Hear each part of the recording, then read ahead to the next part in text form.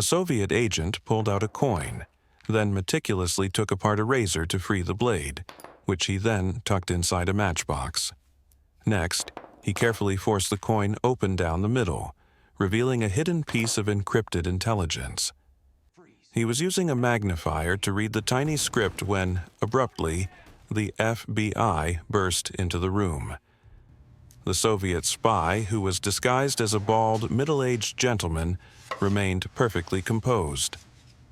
Facing the armed FBI agents, he calmly inserted his false teeth and requested his palette, or painting board. Seeing that he posed no immediate threat, the FBI agents obliged.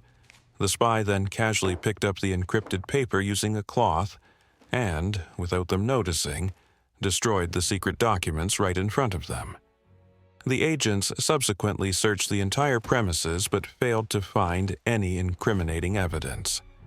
Despite the lack of proof in the room, the FBI had already identified the man as Rudolf Abel, the notorious Soviet operative known as the Spy with 1,000 Faces.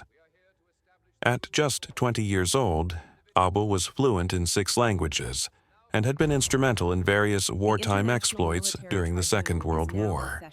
Although the FBI lacked sufficient legal grounds to definitively prove Abel was a Soviet operative, he still had to undergo a trial to uphold the appearance of fairness and impartiality within the American justice system. The FBI appointed a lawyer for Abel. However, Donald typically only managed commercial insurance claims and had zero experience with serious criminal defense. It was clear the FBI had a single objective: to secure a death sentence for Abel. Nonetheless, Donner was a lawyer who adhered to his professional ethics. He immediately visited the prison to inform Abel that he would defend him without personal bias. Though he fully understood that defending an enemy spy would invite public condemnation regardless of the outcome, he committed to the case with conviction. He then approached the judge, requesting a legal postponement of 6 weeks to properly collect evidence. This was the height of the Cold War, a period when the U.S. and the Soviet Union utilized ideology as a primary weapon during a critical standoff. Donner's move was perceived by many as an act of treachery. The judge swiftly denied his request, and from that moment on, Donner's life became difficult.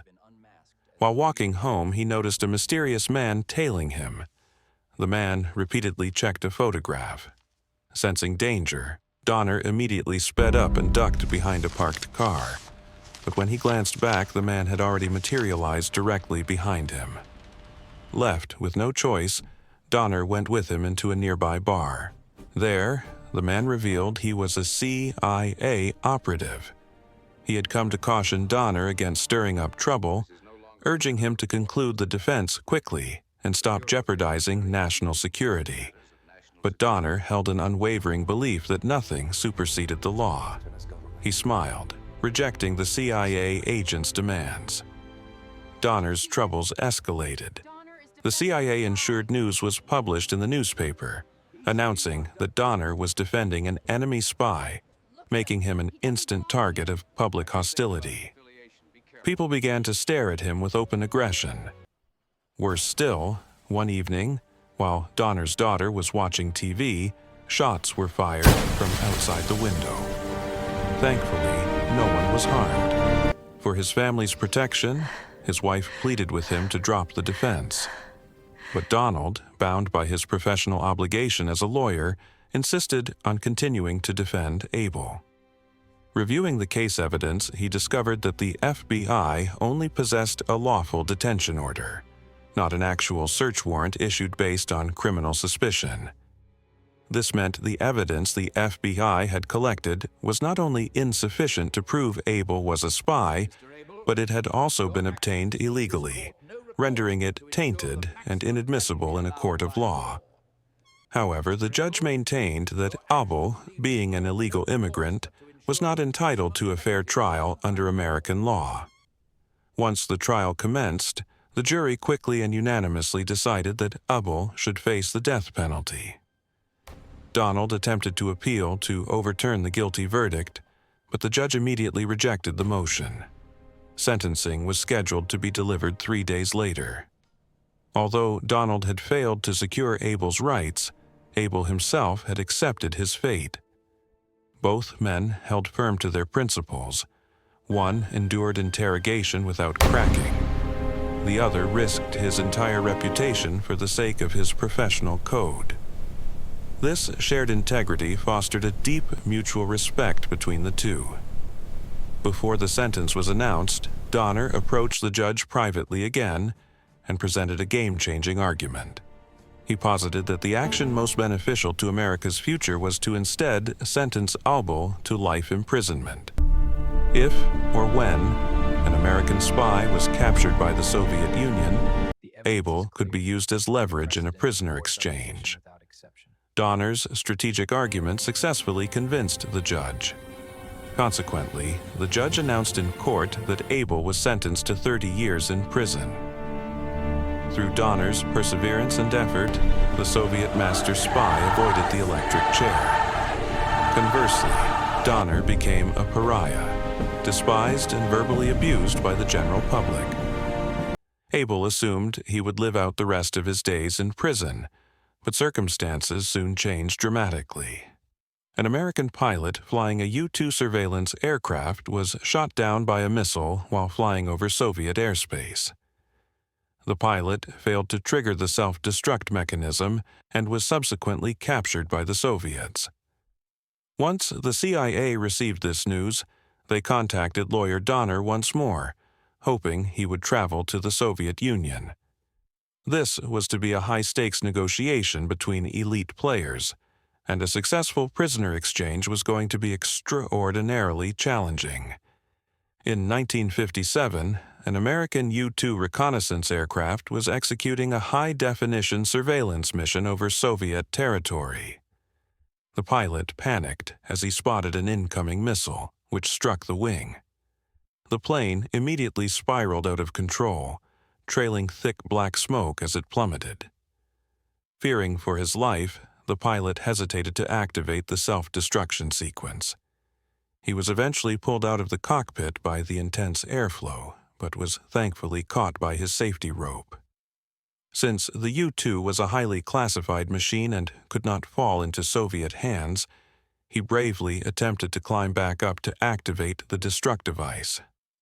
But at the critical moment, the safety rope snapped, and the pilot was ejected. He deployed his parachute to survive and was ultimately captured by the Soviets.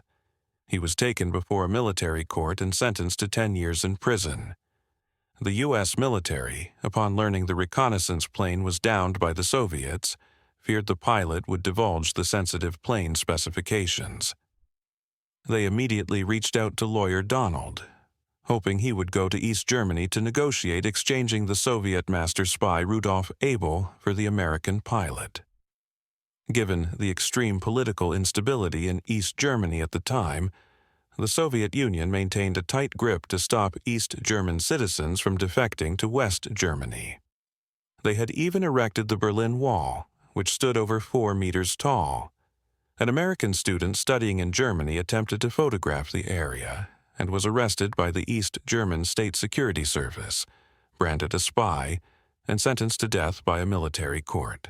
The CIA interpreted this intelligence as a sign of Soviet ulterior motives. Trading a relatively inconsequential student for the master spy, Abel, was viewed as a terrible bargain. The agents instructed Donner to stand firm, ignore the student, and focus solely on recovering the pilot. Subsequently, with the agents' coordination, Donner utilized a pre-issued pass to successfully cross the Berlin Wall from West Germany and arrive at the Soviet embassy. However, the Soviet diplomats declined to meet him. Instead, they sent agents posing as Abel's family members in an attempt to extract valuable information. As a seasoned professional, Donner instantly recognized their ruse and quickly sidestepped their probing questions with a few precise statements. When that tactic failed, the Soviet diplomats came forward, and the intense negotiation commenced. Since the Soviet Union did not acknowledge Abel as a Soviet citizen, and the United States refused to recognize East Germany as a sovereign state, Donner could not represent the U.S. government and was forced to negotiate strictly as a lawyer. This complication significantly increased the difficulty of the exchange. The Soviet diplomat promptly argued that Abel had been held for 6 months before the U.S. proposed an exchange, implying the U.S. had already gathered substantial intelligence. Conversely, the American pilot had revealed nothing. For the sake of balance, the U.S. should release Abel first, and the Soviet Union would release the American pilot 6 months later. Donovan immediately rejected this proposal, insisting on a simultaneous face-to-face exchange.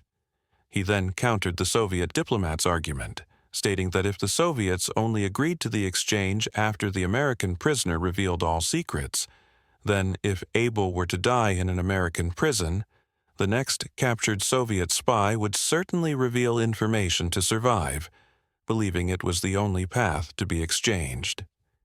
He insisted that prisoner exchanges could only succeed through mutual trust. Donovan's rebuttal was flawless, and his articulate delivery successfully persuaded the Soviet diplomat. However, Donovan then introduced a new element. He proposed exchanging an additional American student.